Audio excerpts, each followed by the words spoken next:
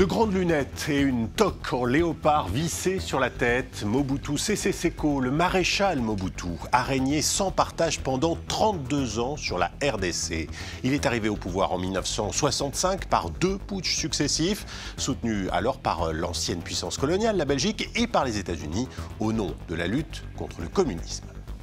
Mais Mobutu joue aussi la corde de la fierté nationale. En 1971, il rebaptise le pays Zaïre, impose un nouveau costume traditionnel et oblige les Zaïrois à choisir des prénoms d'origine africaine.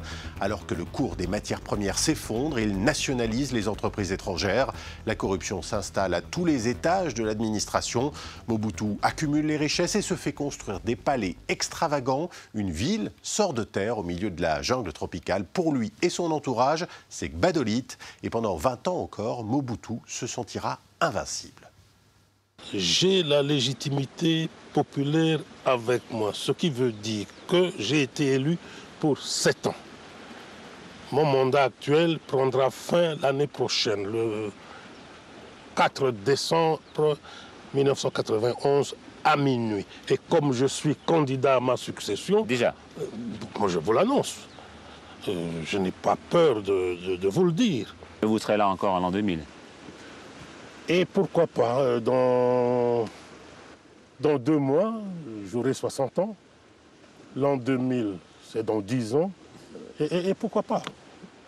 Mais dans ces années 90, le régime corrompu et violent vacille. Les Zaïrois souffrent de la misère et ne croient plus au roi léopard. Affaibli par un cancer, celui-ci se retranche peu à peu dans son fief de Gbadolite. En 1997, Mobutu sera définitivement chassé du pouvoir par la rébellion de Laurent Désiré Kabila. Il mourra au Maroc quelques mois plus tard. Malgré ces 3 décennies de violence et d'oppression, certains Congolais ressentent aujourd'hui une certaine nostalgie des années Zaïre. Nos reporters se sont rendus dans les ruines des palais de Mobutu. Billet retour à Gbadolite, c'est un reportage de Horaci Garcia et Thomas Nicolon.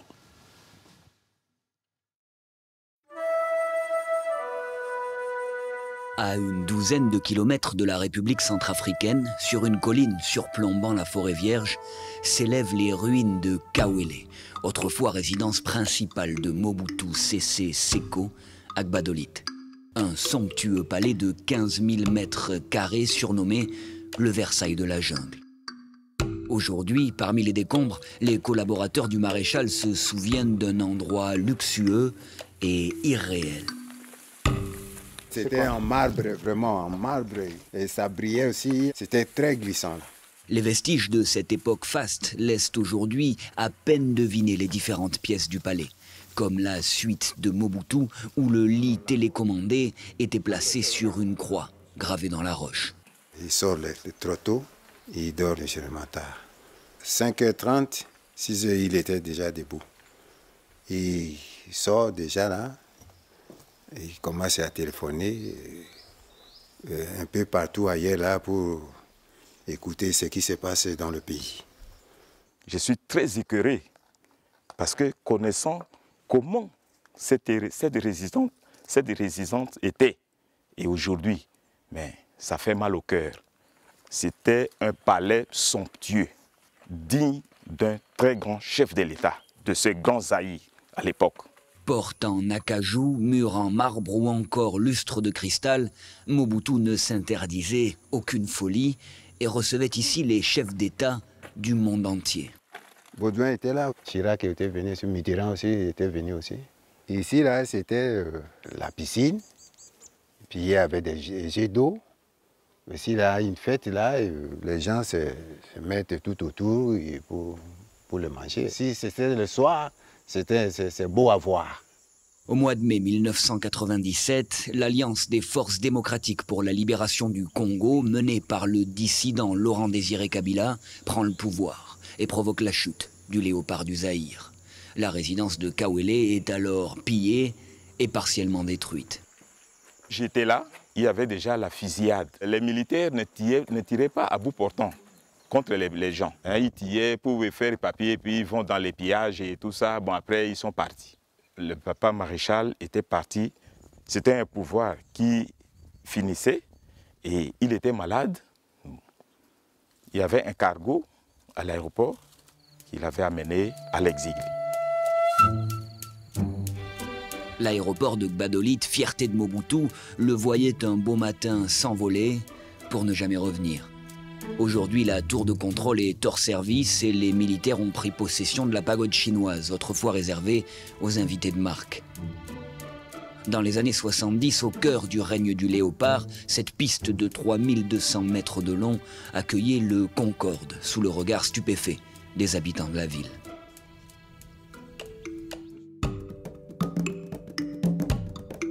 En 1967, Gbadolite est un hameau fait de cases en terre cuite.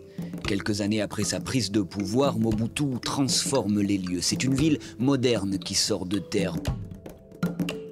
Banque, bureau de poste et même une centrale hydroélectrique pour alimenter la région. Un développement anachronique dans cette province coupée du monde. Aujourd'hui, tout à Gbadolite rappelle Mobutu. De nombreux bâtiments figés dans le temps témoignent de ces années extravagantes. Les habitants ont aujourd'hui pris possession de plusieurs chantiers stoppés net il y a 21 ans et aujourd'hui désaffectés. Destiné à accueillir la direction de la Régie des eaux, ce bâtiment est devenu une école où les élèves étudient dans un cadre hors du commun. Certains établissements ont échappé au pillage, comme l'hôtel de luxe Nzekele. À l'époque où Maréchal était ici, il y a eu 3 bars ici. Il y a le bar piscine qui est de l'autre côté. Ici, c'est le bar bleu. Les gens venaient de partout. Il y a même des gens qui quittaient Kinshasa. Ils venaient boire, ils venaient manger. Donc, il y a eu un engouillement ici. Nous sommes présentement au bar rouge. Ici, c'est le bar qui est vraiment réputé à l'époque où le pauvre Maréchal lui-même était ici. Comme c'est un président, il ne pouvait pas rester planté longtemps. Il s'amuse pendant 15 ou 20 minutes et comme ça, il rentre. Prémisse. Mais l'effervescence et les nuits de fête ne sont qu'un lointain souvenir. Il n'y a plus d'électricité pour garder la bière fraîche et plus de clients pour la consommer. En 1988, Mobutu avait tenu à faire construire une usine de soda. Équipée pour produire 80 000 casiers par mois, elle avait dû se limiter à la moitié devant la faiblesse du pouvoir d'achat local. Après 9 ans de production, tout s'arrêta, mais le personnel, toujours en activité, attend patiemment l'arrivée d'un repreneur depuis 21 ans. L'usine a été créée à l'initiative du maréchal Mobutu. Il était l'actionnaire principal, qui avait donné la vie à cette ville ici que vous voyez ici, Gbadolite. Il avait fait ça, donc ce n'était pas pour gagner un gain de cause comme ça. Il avait fait ça, n'est-ce pas, pour faciliter à ce que la population d'ici puisse aussi avoir d'emploi. Nous espérons, n'est-ce pas, donc, à une relance quelconque. Nous entendons vraiment à ce qu'il y ait quand même quelqu'un de bonne volonté, un milliardaire comme ça, qui peut s'intéresser à cela, dans l'idée d'investir. Vraiment, il sera le bienvenu ici chez nous. Route bitumée, eau courante, électricité, les habitants de Gbadolite ont touché du doigt les rêves de grandeur du léopard du Zaïre. Ceux qui ont profité de son règne en apparence prospère ont du mal à tourner la page. Mobutu, ce n'est pas n'importe qui. Il mérite un mausolée, il mérite un monument. D'abord enterrés dans cette chapelle, les corps des membres de la famille de Mobutu seront déplacés dans ce cimetière au moment des pillages. 2 de ses fils, mais aussi sa première femme Marie-Antoinette, qui continue d'attendre la dépouille de son mari, toujours au Maroc. Pour les nostalgiques, les nés Z, du Congo belge à la RDC d'aujourd'hui, les noms avaient changé avec chaque régime. Papa Maréchal, comme l'appellent les Congolais, inspire aujourd'hui une jeune génération d'artistes qui n'étaient à l'époque du Zaïre que des enfants. Il s'appelait Mobutu et pendant quelques 32 ans, il a régné en roi.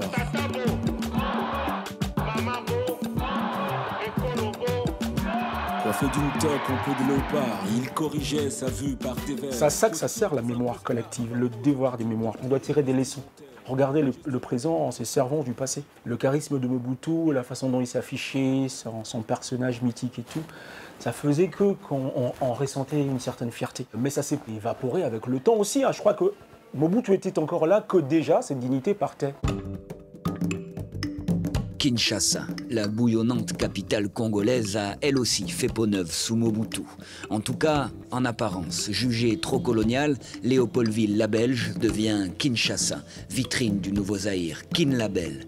Le dictateur construit alors des bâtiments à la hauteur de son royaume, l'imposant palais du peuple, siège du Parlement, mais aussi l'échangeur de Limété, cette tour de 210 mètres de haut, visible depuis toute la ville. L'historien Kambayi Boachia, ministre honoraire de l'enseignement supérieur sous Mobutu, se rend ici pour la première fois depuis les années 90. C'est une démesure extraordinaire. Mobutu, de sa façon d'être, avait un esprit de grandeur énorme. C'est un homme mystique. Il a voulu sacraliser. Sacralisant cette tour, on sacralise en même temps le Zaïre, son Zaïre. Au dernier étage, un restaurant de luxe était censé avoir vue sur la capitale. Mais la construction de l'édifice n'a jamais été achevée. Le professeur Boachia se dit aujourd'hui historien des mentalités. Mobutu voulait donner aux Congolais, au cœur de l'Afrique, l'idée que vous êtes vous-même, vous ne devez plus être colonisé, vous n'êtes pas de blancs. Il a mobilisé l'ensemble des Congolais pour être distingués de tous les autres. Alors ils doivent avoir leur tenue. Et vous voyez, ce modèle, c'est le modèle Mao. Mao Tse-tung. Ça, c'est le col Mao. Vous voyez, manche longue, et ça, Mobutu adorait. Il aimait réellement ça. Et aujourd'hui, quand vous portez ça à Kinshasa, on vous regarde, voici autant de temps après, on dit, oh, mais il est élégant, ce monsieur. Ça, c'était Mobutiste, vous voyez. C'est excellent, ça. Mais derrière la façade reluisante, Mobutu entraîne le pays vers sa perte. L'authenticité ne vaut que pour le peuple. Lui, souverain absolu, achète, mange et vit européen. Il regarde le peuple de haut et s'éloigne de la réalité. À Kinshasa comme ailleurs, les voix dissidentes sont méthodiquement éteintes, les opposants torturés et assassinés. En 1966, 8 mois après son accession au pouvoir, Mobutu ordonne la pendaison dans ce stade de 4 hommes politiques soi-disant coupables de complot contre le pays. Le peuple est prévenu. Durant son règne, les manifestations seront régulièrement réprimées, parfois dans le sang. Arrivé à ce niveau-ci, il a donné l'ordre de tirer à bout portant. Un ami à nous qui s'appelait Mwamba, qui était la première victime. Dès qu'il est tombé, on s'est rendu compte que les choses devenaient graves. Alors, nous sommes dispersés et encouragés par cette dispersion, les militaires ont continué à tirer vraiment en désordre et il y a eu 17 morts sur place. Les étudiants manifestaient contre la suppression d'un repas au restaurant universitaire, symbole d'un Zaïre qui devait se serrer la ceinture. Il a été bon quand il a pris le pouvoir. À partir de 69, jusque quand il est parti, vraiment c'était la catastrophe. Comme il sentait qu'on ne voulait plus de lui, bon, il faisait n'importe quoi. Aujourd'hui, dans un pays sans repère, au cœur d'une crise politique, certains se revendiquent de Mobutu. Dans la première maison du maréchal à Kinshasa, l'Union des démocrates mobutistes veut raviver la flamme. Le père de la démocratie, c'est le maréchal Mobutu. 1990, c'est lui qui avait démocratisé le pays en laissant libre cours à un pluralisme politique. Ici, Mobutu est partout. Sa toque en léopard apparaît sur chaque photo de la belle époque. Leaders politiques et religieux venaient alors du monde entier pour rencontrer le léopard. Mobutu savait les charmer. Il a longtemps inspiré confiance avant de franchir la ligne rouge. La loi d'intérêt obligeant, on a commencé à le relâcher. Nous, comme peuple, nous avons senti qu'il avait été abandonné par ceux-là même qui lui comptaient parmi ses amis pendant qu'il était dans les moments très difficiles, la maladie et puis la santé. Considéré comme l'un des plus impitoyables dictateurs du XXe siècle, Mobutu laisse pourtant une image globalement positive en RDC. Un phénomène difficile à comprendre. Le peuple a tendance à épurer l'ancien président face au nouveau.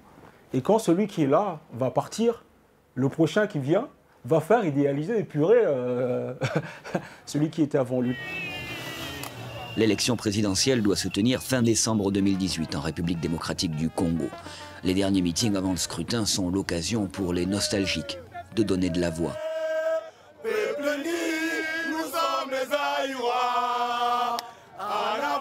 Le géant d'Afrique centrale pourrait tenir enfin un scrutin apaisé et donner une chance à l'alternance. En attendant, le spectre de Mobutu continue de planer sur la RDC. Voilà donc pour ce reportage sur les traces de Mobutu en RDC, un reportage que vous pouvez retrouver bien sûr sur france24.com. Je vous dis à très vite pour un nouveau numéro de Billets Retour.